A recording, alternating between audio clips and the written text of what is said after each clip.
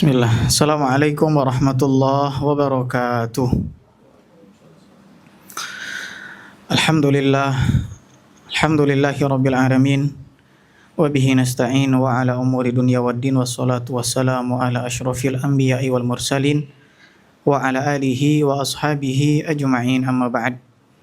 Allahumma 'allimna ma yanfa'una wanfa' bima 'allamtana wa zidna ilma tanfa'una bihi ya rabbal alamin.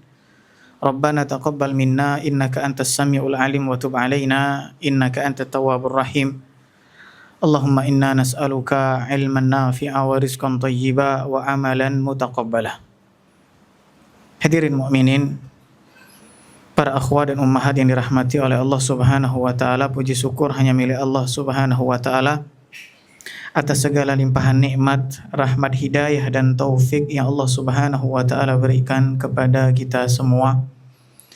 Sehingga pada hari ini Allah Subhanahu wa taala masih berkenan memberikan kita kesempatan dan kemudahan untuk melangkahkan kaki ke majelis ilmu ini dalam rangka mempelajari ayat-ayat Allah serta mempelajari hadis-hadis Nabi sallallahu alaihi wasallam. Dan juga salawat serta salam semoga tetap tercurahkan kepada Nabi kita Muhammad sallallahu alaihi wasallam, pada keluarga beliau, sahabat beliau dan orang-orang yang memegang teguh sunnah beliau hingga hari kiamat kelak. Hadirin mukminin, para akhwat dan ummahat yang dirahmati oleh Allah Subhanahu wa taala. Tema yang kita angkat pada kesempatan kali ini adalah penyakit lisan pada wanita. Dan perlu kita ketahui bahwa lisan ini adalah salah satu nikmat di antara nikmat-nikmat yang Allah Subhanahu wa taala berikan kepada seorang hamba.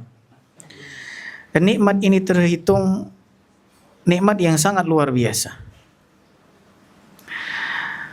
Bahkan nikmat ini jika seorang bisa memaksimalkannya, maka dengan nikmat lisan tersebut seseorang akan mendapatkan keutamaan-keutamaan yang sangat banyak. Tapi celakanya, orang yang tidak bisa menjaga lisannya atau lisannya dipenuhi dengan penyakit dalam tanda kutip, itu akan menjerumuskan ia ke dalam azab atau dosa bahkan neraka Allah Subhanahu wa taala. Sehingga begitu agungnya nikmat lisan ini, Allah Subhanahu wa taala berfirman mengingatkan kita semua di dalam Al-Quran tentang nikmat lisan ini. Dalam Al-Quran surah Al-Balad ayat ke-8 dan ke-9, Allah Subhanahu wa taala berfirman, alam naj'al lahu 'ainain wa lisanan wa syafatain. Bukankah kami telah menjadikan untuknya, yakni untuk manusia, sepasang mata dan lisan, sepasang bibir dan juga lisan.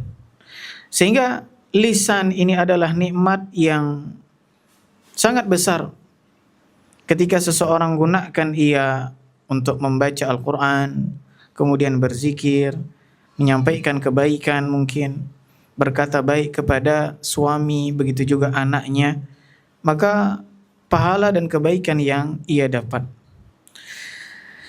Dan kebalikannya, ketika seorang salah menggunakan lisannya, maka kecelakaan yang ia akan dapatkan. Hadirin mukminin, para akhwat dan ummahat yang dirahmati oleh Allah Subhanahu wa taala. Nabi sallallahu alaihi wasallam mengingatkan kepada kita semua, dan Allah Subhanahu wa taala juga berfirman di dalam Al-Qur'an bahwa lisan ini salah satu hal yang dapat seseorang pertanggungjawabkan di hadapan Allah Subhanahu wa taala. Jika keburukan yang ia lakukan, maka dia harus mendapatkan apa yang telah dia perbuat oleh lisannya. Begitu juga kalau kebaikan yang ia gunakan dengan lisannya, maka kebaikan pula yang ia akan dapatkan. Allah Subhanahu wa taala berfirman, "Ma yalfidhu min qaulin illa ladaihi raqibun atid."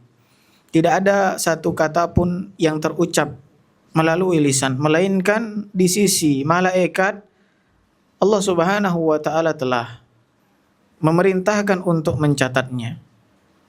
Maka hadirin mukminin, para akhwat dan ummahat yang dirahmati oleh Allah Subhanahu wa taala, banyak manusia, ya, khususnya kaum wanita, ya, meremehkan satu atau dua patah kata yang mungkin keluar dari lisannya.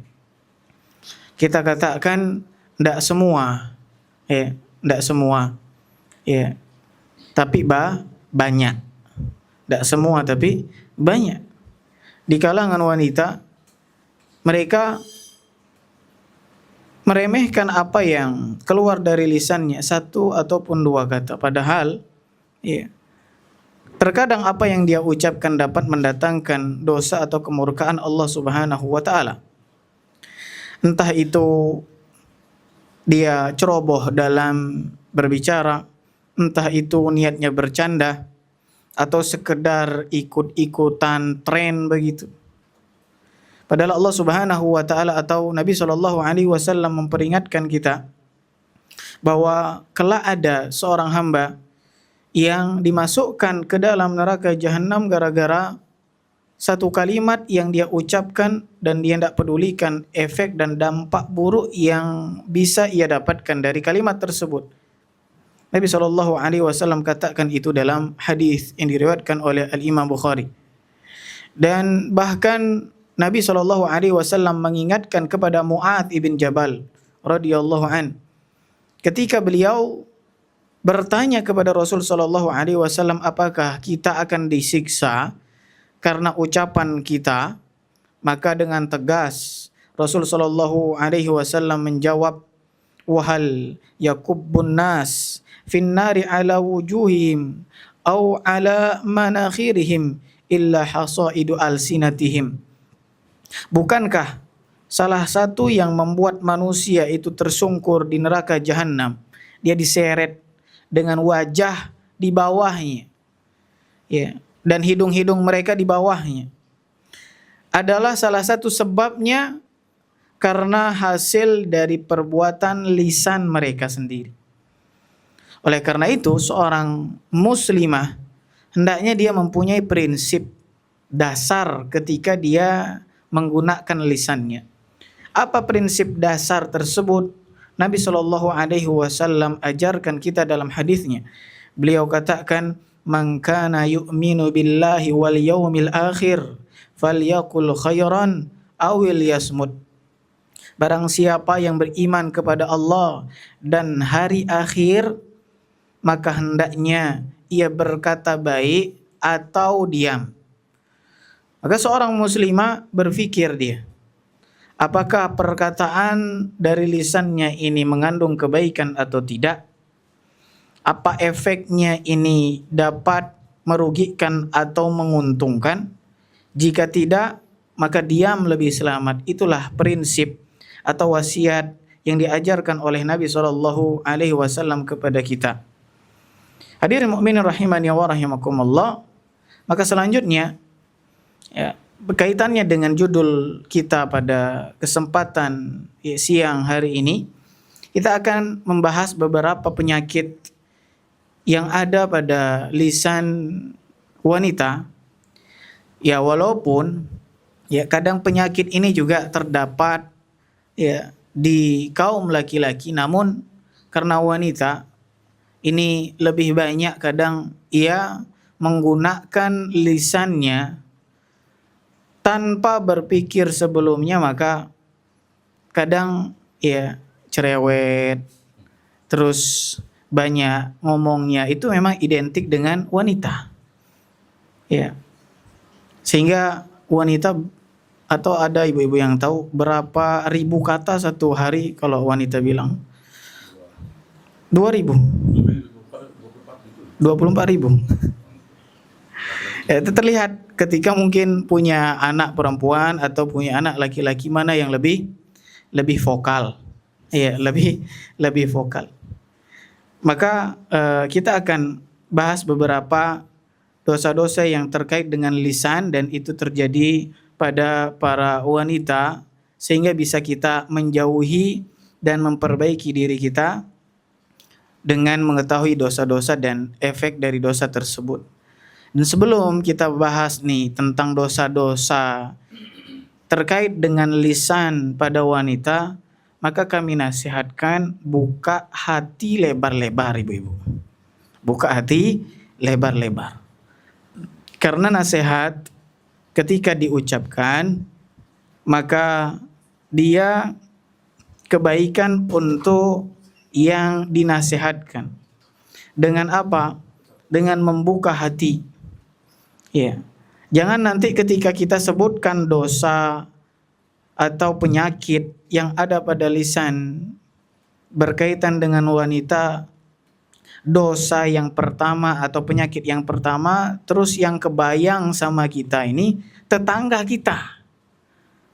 Jadi dosa yang pertama, oh ini persis kayak tetangga saya. Dosa atau penyakit yang kedua ini persis kayak keluarga atau kerabat saya. Nggak ada yang kena ke dia. Jadi seakan-akan dia membayangkan semua penyakit ini ada di diri orang lain, tapi dia bersih. Ya, maka manfaat seorang ketika dia berilmu atau dia menuntut ilmu adalah ia menerima ilmu tersebut, lalu dia muhasabah, meng-cross check dirinya sendiri, lalu dia mengamalkan ilmu yang ia dapat, bukan untuk melemparkan tuduhan, bukan untuk menargetkan orang lain terhadap apa yang dia pahami. Dia fokus memperbaiki dirinya. Maka ikhwani fillah, akhwati fiddin, azani Allah wa iyyakum para muslimah, kita akan bahas penyakit lisan yang pertama. Yang pertama, penyakit lisan yang itu terdapat pada lisan seorang wanita adalah merendahkan orang lain. Bahasa kita sekarang apa? Nyinyir. Nyinyir. Ya. Penyakit ini sering muncul di lisan wanita. Yakni sebagian wanita gemar atau dia suka merendahkan orang lain. Misal, dia rendahkan orang lain dari cara berpakaiannya. Wih, masa style kerudungnya itu tahun 90-an ya ibu-ibu ya? Masih aja orang sekarang lu sudah kayak gini. Ada aja yang dilihat atau yang direndahkan tuh. Seleranya kampungan sekali ya ibu ya. Masa warnanya ya. Entah itu dia juga mengkritik atau merendahkan fisik orang lain. Ya, fisik orang lain. Ya. Rambutnya ya lebih keriting daripada mie keriting misalnya. Ya. Entah hidungnya lah, entah fisik yang lain. Maka ini terkadang keluar dari lisan-lisan seorang wanita. Merendahkan orang lain dari segi mungkin status sosialnya. Ya. Entah juga dia merendahkan orang lain dari segi ekonomi dan yang lainnya. Maka ketahuilah para muslimah, ya, menghina orang lain ini adalah bukti nyata adanya sifat kesombongan di dalam hati seorang wanita. Padahal kemuliaan seorang hamba di mata Allah Subhanahu wa taala itu bukan dilihat atau dinilai dari fisik ataupun penampilannya, melainkan Allah Subhanahu wa taala jadikan penilaian di sisinya adalah dengan takwanya. Maka bisa jadi orang yang kita rendahkan, orang yang kita nyinyirin, yang kita hina tersebut lebih mulia di sisi Allah Subhanahu wa taala daripada kita. Karena kita tidak tahu amalan-amalan yang dia punya. Maka Allah Subhanahu wa taala mengingatkan kita untuk tidak menilai seseorang dari fisiknya. Karena kemuliaan di sisi Allah dinilai dengan takwanya. Allah Subhanahu wa taala berfirman, "Inna akramakum indallahi atqakum." Sesungguhnya yang paling mulia di antara kalian di sisi Allah adalah orang yang paling bertakwa. Maka orang yang mungkin merendahkan orang lain, menghina orang lain dari segi ekonominya, mungkin sekarang kita berada di atas dia. Lalu mungkin dia sekedar pembantu rumah tangga atau mungkin sopir dan yang lain semacamnya. Status kita di dunia tidak menjamin kemuliaan kita di sisi Allah Subhanahu wa taala kalau tidak dibarengin dengan takwa. Sehingga jangan seseorang bangga lalu dia kemudian merendahkan orang lain, karena bisa jadi orang yang di bawahnya, entah pembantunya, entah sopirnya, entah penjaga kebunnya, itu lebih baik daripada dirinya karena keimanan dan ketakwaan yang ia punya. Sedangkan ia hina di sisi Allah Subhanahu wa taala karena ia menghinakan orang lain. Sehingga Nabi Shallallahu alaihi wasallam juga mengingatkan dalam hadis sangat keras. Nabi katakan, bihasbi mri'im minasyarr an yahqira akhahu muslim. Cukuplah seseorang itu dikatakan buruk atau jahat ketika ia merendahkan saudara sesama muslim.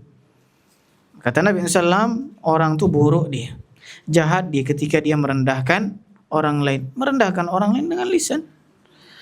Maka hendaknya seorang bertaubat, memperbaiki dirinya dan bertakwa kepada Allah, menjaga lisannya agar tidak nyinyir, suka nyinyir. Lihat rumah orang, kenapa gitu warnanya ya jelek sekali. Nggak ada urusan itu rumah orang. Kenapa warna merah kan panas ya. Bagus tuh warna kuning, warna kuning gitu. Padahal warna kuning kita juga tidak disukai sama orang lain. Ini namanya relatif warna, maka tidak ada urusan kita entah warna rumahnya, entah warna pintunya, entah pakaiannya, entah style kerudungnya tahun 85, terserah dia. Maka kita sibukkan hendaknya memperhatikan diri kita dan mengkoreksi diri kita. Yang pertama penyakitnya adalah merendahkan orang lain. Hindari penyakit lisan ini. Yang kedua, di antara penyakit yang terdapat pada lisan wanita adalah penyakit mengungkit pemberian dan menyakiti hati orang lain. Mengungkit pemberian dan menyakiti hati orang yang diberi atau orang lain. Hadirin mukminin, para akhwat ummahat yang dirahmati oleh Allah Subhanahu wa taala.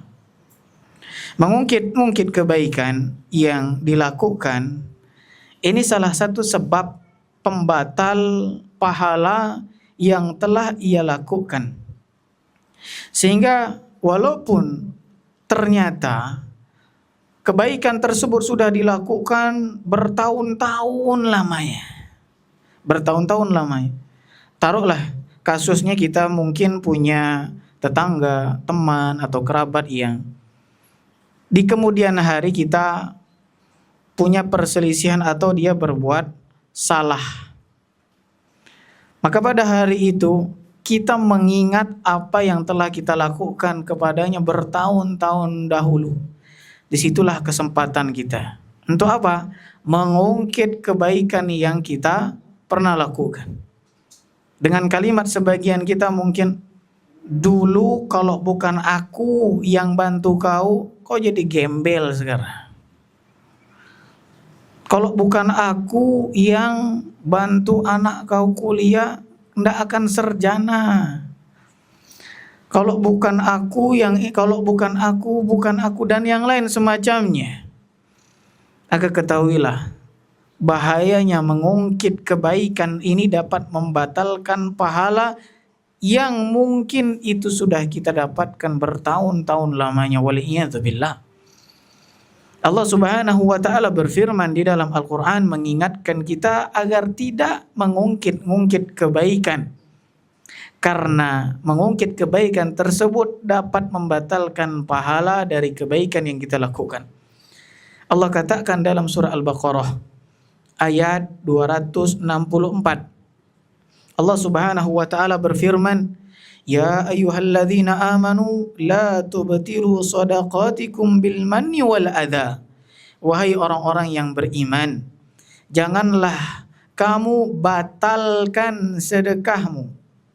Perhatikan kalimat atau firman Allah Subhanahu wa taala, batalkan sedekahmu. Maknanya pahala bisa gugur gara-gara penyakit lisan yang satu ini. Dengan apa pahala itu gugur? Dengan mengungkit-ungkit dan menyakiti perasaan orang yang telah kita beri. Maka hadirin mukminin, para akhwat dan ummahat yang dirahmati oleh Allah Subhanahu wa taala, hendaknya penyakit ini kita jauhi. Kalaupun pernah kita melakukan, hendaknya kita beristighfar kepada Allah. Sehingga Al-Imam Ibn Utsaimin rahimahullahu taala pernah membahas salah satu tema dalam menjamu tamu. Di antara adabnya juga, kita tuh tidak boleh mengungkit-ungkit harga dari jamuan yang kita berikan kepada tamu itu. Tidak boleh. Misal ada tamu datang, terus kita suguhi. Ibu-ibu biasanya kalau nyuguhi tamu apa? Sukanya menunya apa? Gorengan, atau lebih premium lagi, sate gulai kambing mungkin, dan yang lain semacamnya. Lalu di tengah-tengah kita menjamu tamu itu, sedang dia makan, terus kita sebutkan harga dari menu makanan yang kita hidangkan. Bu, habiskan makanan itu, banyakin makannya. Oh, itu makanan mahal ini, saya beli di pengkolan pertigaan lampu merah depan. Udah lengkap tuh sebutnya kan. Harganya itu sekian-sekian. Ini salah satu juga hal yang dapat menyakiti orang lain. Maka jangan sebutkan harga-harga. Begitu juga hal-hal yang sudah kita beri kepada orang lain. Karena itu dapat menyakiti dan dapat membatalkan kebaikan kita kepada orang lain. Dan konteksnya di sini, kalau ternyata kita tidak bisa bantu orang lain, minimal kita berkata baik dan menolaknya dengan penolakan yang baik pula, daripada ketika kita hendak bantu diiringin dengan kalimat-kalimat yang menyakiti perasaan orang tersebut. Misal ada sebagian dari kerabat atau teman, tetangga kita datang. Bukan sekali dia datang, sudah berkali-kali mungkin. Dan di kali ia datang terakhir ini kita agak berat membantunya. Maka jangan kita ungkit pemberian kita yang sudah berlalu. Kau lagi. Yang kemarin tuh gimana? Masa cepat sekali habis mungkin? Masa itu ndak? Capek loh aku bantu kau minta aja kerjaan, misal begitu. Maka kalaupun ndak bisa kita bantu lagi, katakan perkataan yang baik. Mohon maaf, semoga Allah mudahkan, kali ini saya belum bisa bantu. Dan Allah Subhanahu wa taala memperingatkan ini di dalam Al-Qur'an. Menolak permintaan bantuan secara halus dan tidak menyakiti ini lebih baik daripada sekedar memberi tapi setengah lempar. Dia katakan, nih kau tuh minta aja kerjaannya, kau lagi udah lempar. Tak boleh. Allah katakan, qaulun ma'rufun wa maghfiratun khairun min shadaqatin yatba'uha adza, dalam surah Al-Baqarah ayat 263. Allah katakan perkataan yang baik dan memberi maaf itu lebih baik daripada memberi sedekah yang diiringi dengan tindakan atau perkataan yang menyakitkan. Maka hadirin mukminin, para akhwat dan ummahat yang dirahmati oleh Allah Subhanahu wa taala, hendaknya hindari penyakit yang satu ini, yakni mengungkit-ungkit pemberian dan menyakiti hati orang yang diberi. Ada catatan pengecualian di sini. Untuk seorang suami, dia diperbolehkan mengingatkan kebaikannya yang telah dilakukan kepada istrinya. Ya, kenapa? Karena ini bagian dari ia menasihati istrinya, tentu dengan cara tidak menyakiti dan ya menyinggung perasaan istrinya. Karena kita tahu salah satu juga penyakit lisan yang lain, boleh mungkin kita tambahkan, adalah penyakit lisan yang berasal dari kurangnya rasa syukur atau terima kasih dari seorang wanita kepada suaminya. Nabi SAW pernah bersabda tentang hal ini. Nabi katakan, "Uritun nar wa ra'aitu aktsara min ahliha an-nisa'u," kama qala Nabi SAW. Aku diperlihatkan oleh Allah Subhanahu wa taala neraka jahanam. Maka yang paling banyak penduduknya dari neraka jahanam itu siapa, Ibu-ibu? Jangan pura-pura enggak tahu, Ibu-ibu. Ya, wanita, kata Nabi sallallahu. Wanita. Sehingga ada salah seorang sahabiyah muslimah yang lain bertanya kepada Nabi SAW, "Lima ya Rasulullah, kok bisa kami yang paling banyak ya Rasulullah?" Maka Nabi SAW bersabda, "Yakfurnal ashir." Salah satu sebab yang banyak menjatuhkan wanita ke dalam neraka jahanam karena mereka tidak pandai bersyukur atau terima kasih dan melupakan kebaikan-kebaikan yang dilakukan oleh suaminya. Kemudian Nabi SAW mencontohkan kasusnya. Nabi bersabda, "Lau ahsanta ila ihdahunna dahra wa ra'at minka syai' qalat laka ma ra'aitu minka khairan qat." Kalau ada salah seorang dari kalian, yakni para suami, melakukan kebaikan sepanjang tahun, maka wanita tersebut di momen dia melihat kekurangan suaminya satu saja, dengan mudahnya dengan lisannya dia mengatakan apa? "Saya tidak pernah melihat kebaikanmu sedikit pun." Jadi kebaikan setahun dilupakan dengan kesalahan yang satu kali saja.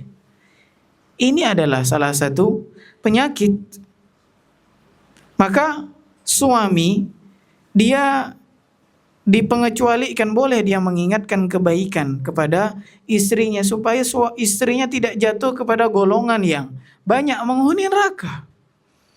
Kan sebagian ibu-ibu gampang sekali lisannya keluar mengatakan, "Bang, ya, Abi tidak pernah sayang sama aku, tidak pernah cinta sama aku." Ya. Maka suaminya mungkin mengingatkan, "Istighfar mi."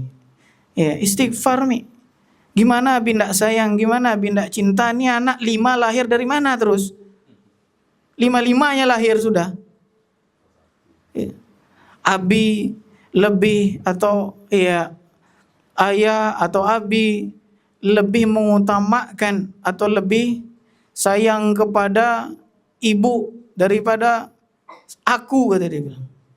Maka suami mengingatkan, ya, istighfar, ya, ingat, ya, betapa banyak sudah kebaikan-kebaikan yang itu lebih banyak didapatkan oleh istri daripada ibunya sendiri. Ibu loh, kalau jalan-jalan mentok-mentok bedogul. Ya, Umi kalau jalan-jalan kemana? Ke Paris, mungkin ada suaminya ke Paris. Atau sampai umroh berkali-kali loh kita. Itu ibu baru sekali. Gimana kita mengutamakan ya banyak atau kita tidak adil? Maka hendaknya ya, para istri menghindari sifat semacam ini. Boleh ya suami mengingatkan kebaikannya kepada istri supaya istrinya tidak lupa dan tidak termasuk golongan yang banyak mengingkari nikmat suaminya. Begitu juga dikecualikan kepada orang tua yang mengingatkan kebaikan kepada anaknya. Karena apa? Karena ya anak nih dia banyak kadang melupakan kebaikan dari seorang ibu atau ayah. Karena kebaikan-kebaikan tersebut bahkan Allah Subhanahu wa taala ingatkan di dalam Al-Qur'an bagaimana kemudian ibu mengandung ya dalam keadaan susah payah, lalu kemudian juga dia menyusui, lalu kemudian juga dia melahirkan, bertaruh nyawa. Proses kebaikan-kebaikan yang banyak ini, anak itu susah mengingatnya karena dia sedang bayi atau masih usia belia. Maka boleh seseorang ibu itu mengingatkan kebaikan-kebaikan atau orang tua mengingatkan kebaikan kepada anaknya supaya anak itu berbakti dan tidak kufur kepada nikmat yang telah Allah berikan lewat ibu dan ayahnya. Ini penyakit lain di antara penyakit yang ada pada lisan wanita. Di antara penyakit yang lain yang ada di lisan para wanita adalah sum'ah. Sum'ah yakni menceritakan amal agar didengar atau dipuji. Bedanya dengan riya, riya ini menampakkan amalan. Ya, menampakkan amalan lalu kemudian dia terlihat ya mengerjakan satu ibadah yang dia harapkan pujian dari manusia. Adapun sum'ah ini menceritakan. Cerita ya dengan lisannya. Sebagian ya wanita terkadang ia mudah terpancing untuk menceritakan amal ibadah yang telah ia lakukan. Sebagian ibu-ibu ya, tidak kita katakan semuanya sebagian, tapi banyak. Banyak. Sehingga ketika mungkin kumpul di circle-nya, ya. Terus ada ibu-ibu yang cerita pengalaman umrohnya yang pertama. Nah, ini ibu fulan masih menceritakan pengalaman umroh yang pertama. Ya, dalam hati ya wanita yang lain, itu baru umroh yang pertama. Di sini saatnya saya menceritakan pengalaman umroh saya yang ke-13. Ya.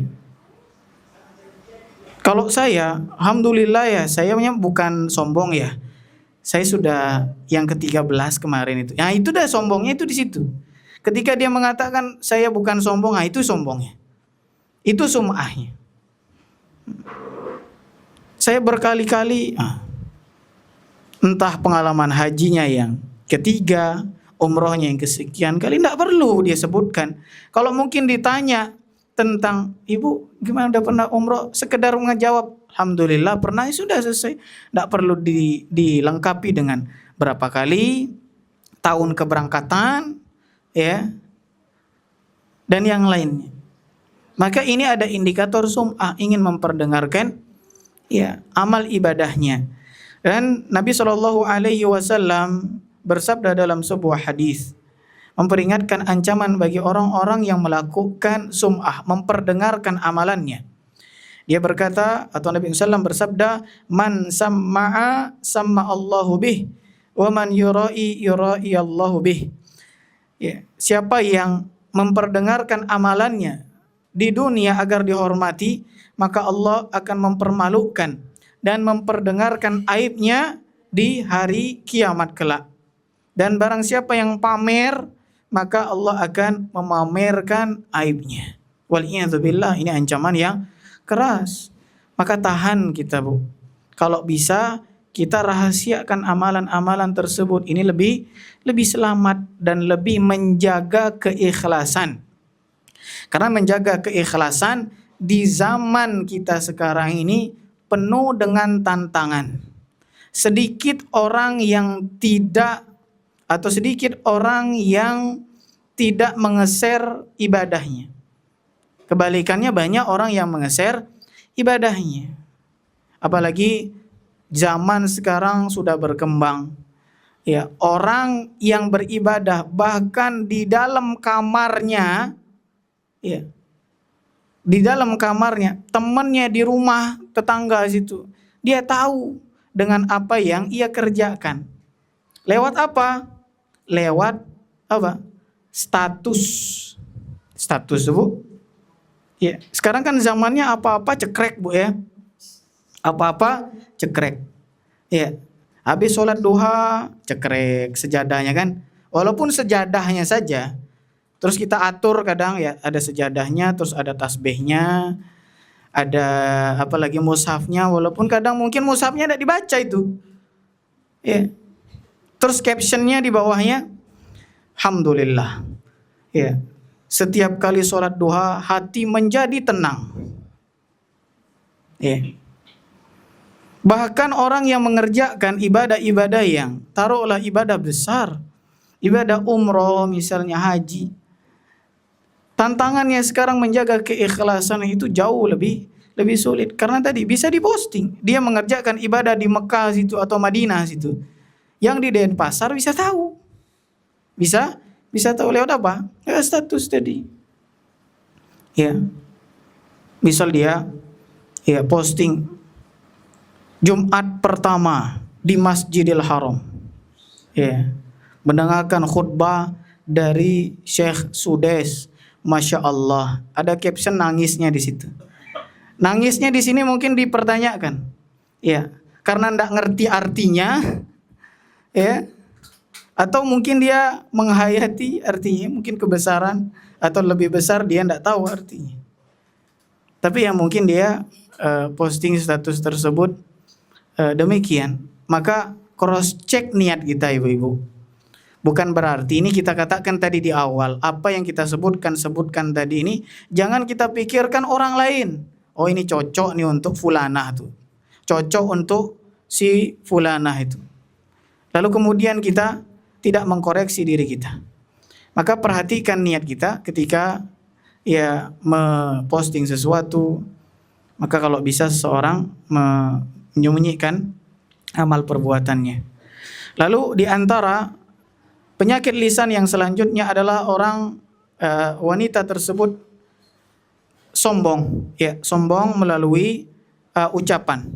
Dan Nabi Shallallahu Alaihi Wasallam bersabda dalam sebuah hadis, Nabi katakan, la yadkhulul jannah man kana fi qalbihi mithqalu dzarratin min kibr.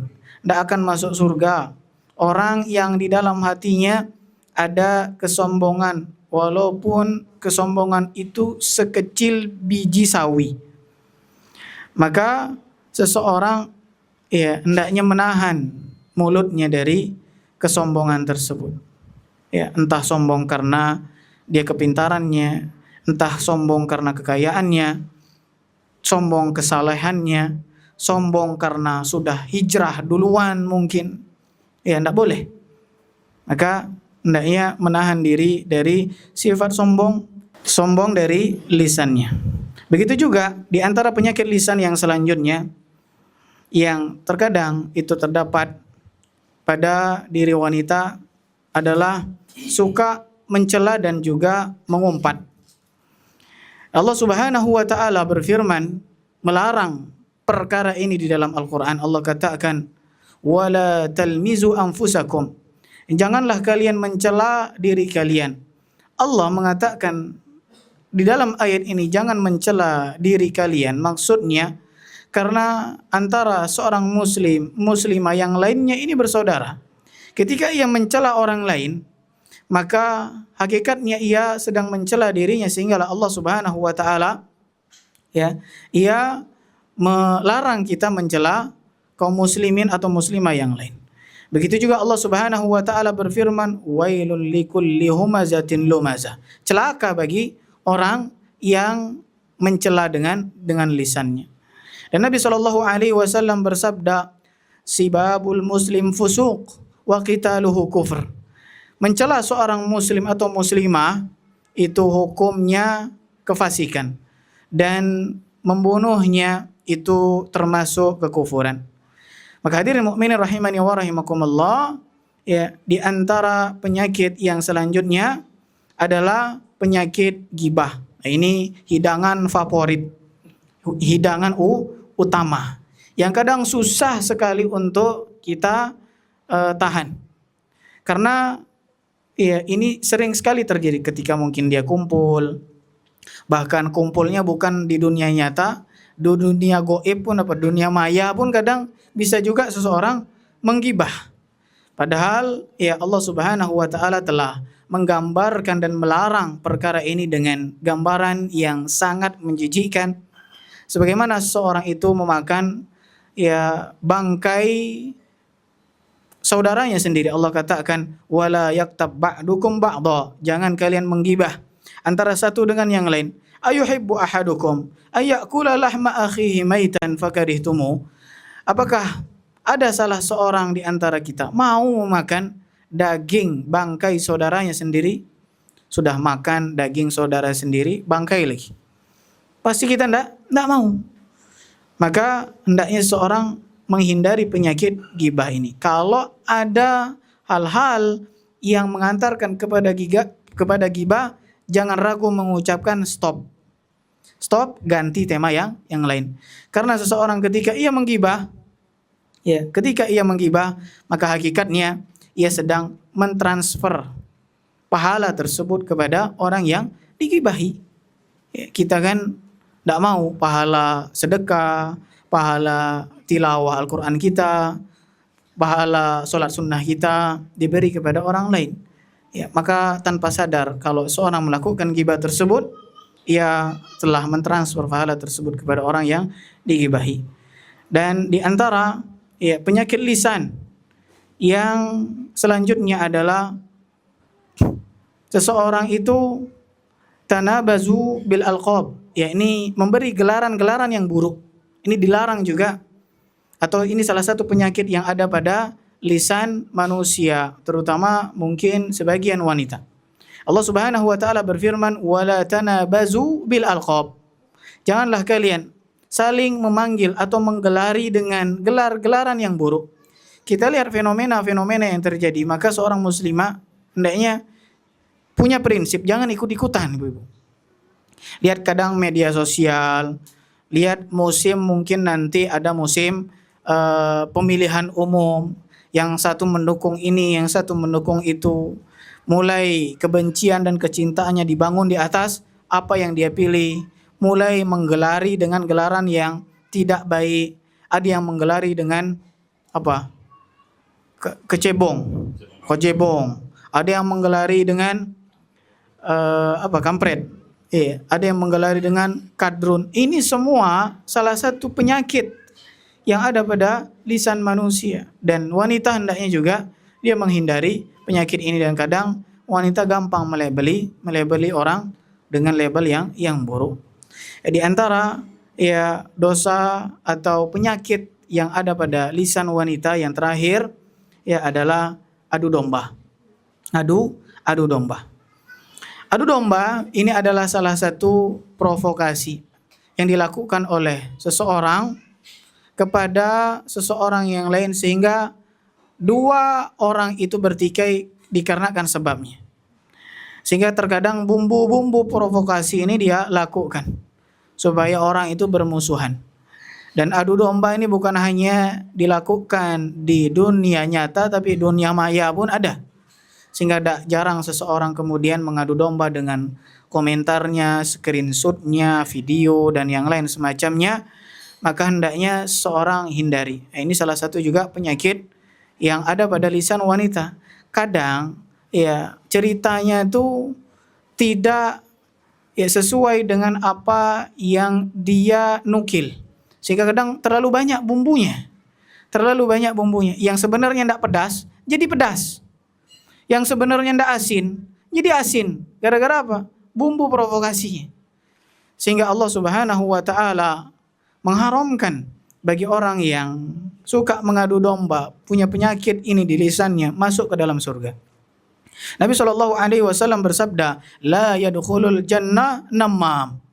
Tidak akan masuk surga orang yang punya penyakit di lisannya, suka ngadu domba.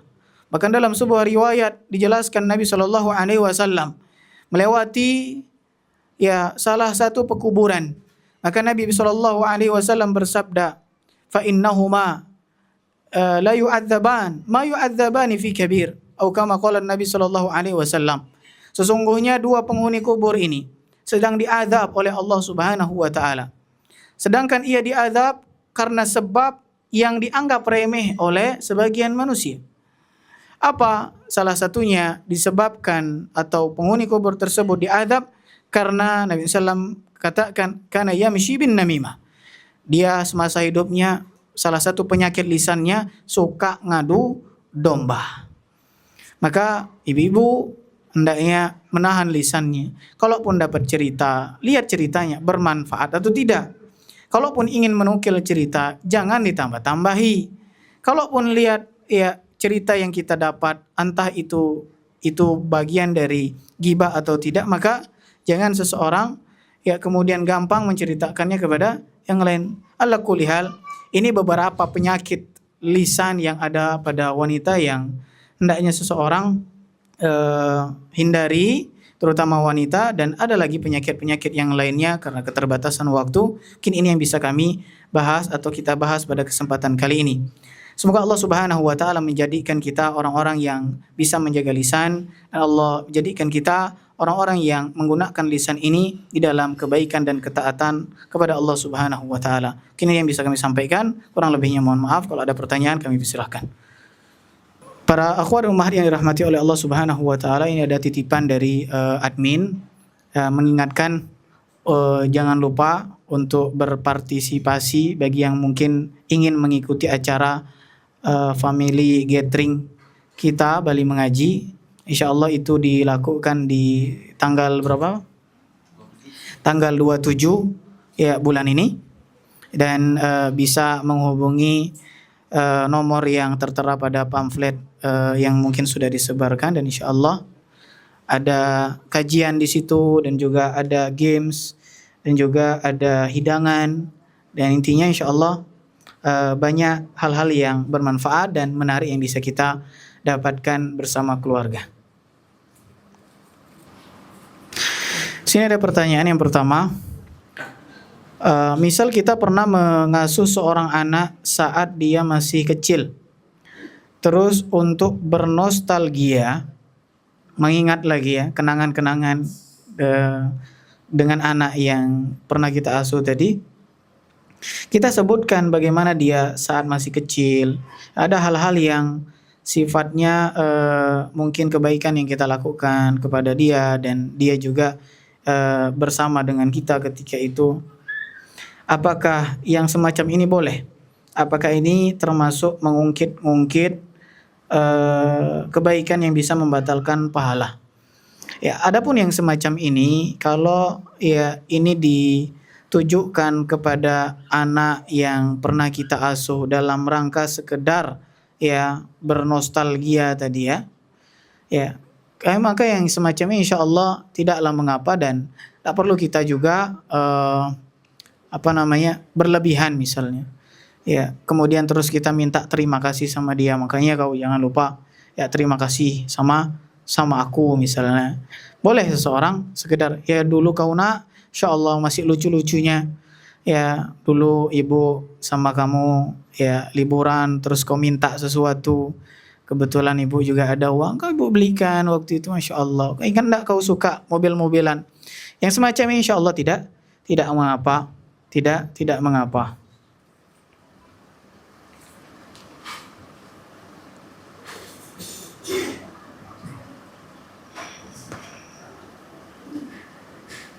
Apa nih? Kalimat tahan bangun, sholat malam. Ya misal ya kalau kita share ke sebuah grup WA ya untuk mengingatkan mungkin gini ya, bangun, dan ada kalimat bangun sholat malam ya, terus apa ini curhat begitu kepada Allah seperti itu, dan juga di-share ke status, apakah termasuk penyakit lisan? Ya kadang lisan ini juga berupa tulisan, karena tulisan itu terkadang mewakili lisan seseorang. Adapun yang semacam ini menge-share di status, boleh-boleh saja seseorang menge-share dan mengingatkan, ini bagian dari ta'awun 'alal birri wat taqwa. Hanya saja ya perlu seseorang memperhatikan niatnya. Karena memang niat ini butuh betul-betul dikawal. Ya, kadang celah syaitan bermain di situ. Sehingga kadang ya kalau orang yang ya niatnya agak susah dikawal, tujuan dia nge-share mungkin bangun di jam 3 kalimatnya di WA, bangun, jangan lupa sholat malam, ya.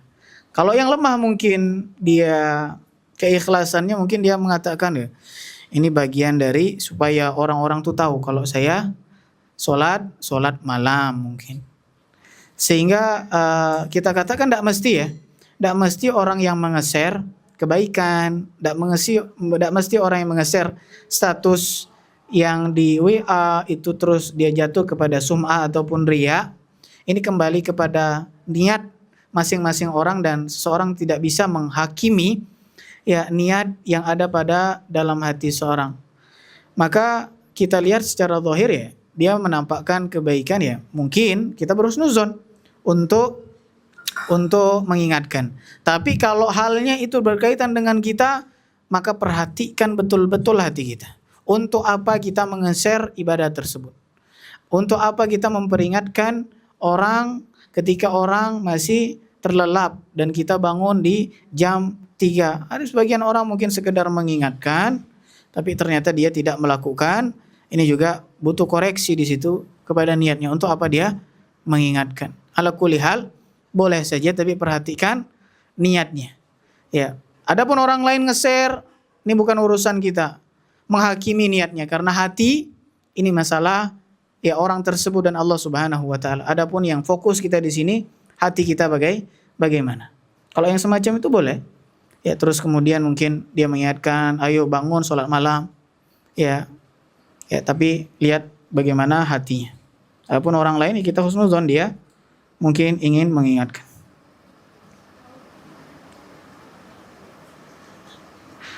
Kita juga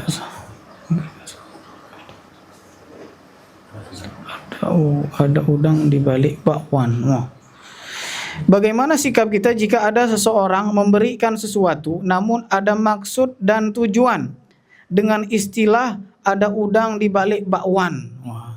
Ada udang di balik bakwan ini ya. Udang di balik bakwan enak itu. Bagaimana sikap kita kalau ada orang yang memberi sesuatu dengan tujuan ada udang di balik bakwan? Wallahu taala alam. Kalau memang kita ya tahu tujuan tersebut ya mungkin dia ingin mempererat hubungan dan baik tujuannya ya. Kita sekedar menerima ya ini tidaklah mengapa. Ya, memberikan sesuatu ya terus ya kita terima hadiah tersebut. Adapun kemudian dia ingin ya tujuan lain, nanti kan dia pasti ngomong. Di situ kita mempunyai pilihan untuk ya bisa memenuhi tujuan atau keinginan tersebut atau tidak. Ya, kalau kita mampu kita kasih, kalau enggak kita tidak bisa memberi, enggak masalah. Yang penting tidak menyakiti. Tidak menyakiti. Ini kembali kepada orang yang memberi, ikhlas atau tidak dia. Ya, sekedar kita menerima dikasih sudah. Adapun dia pengen ada niat tadi udang di balik bakwan. Ya ini urusan dia kepada Allah Subhanahu wa taala.